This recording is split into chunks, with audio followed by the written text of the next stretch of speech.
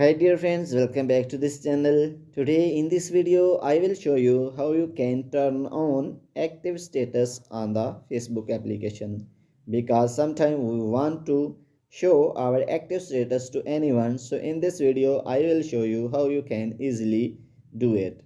So without wasting time, let's start video. Before starting the process, if you did not subscribe our channel, please subscribe to it.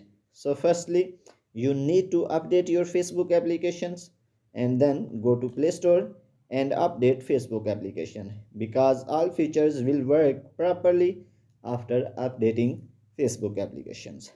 Then click on open options, and then you will see three lines on top right. Click on it, and here you will see setting options. Click on it, and then scroll down the page, and you will see active status.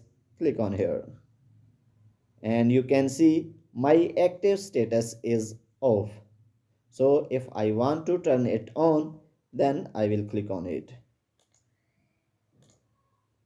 So in this way you can turn on active status on the Facebook application. So when anyone search on your profile, it will show that you are online when you will use your Facebook application. So in this way you can turn on active status very easily.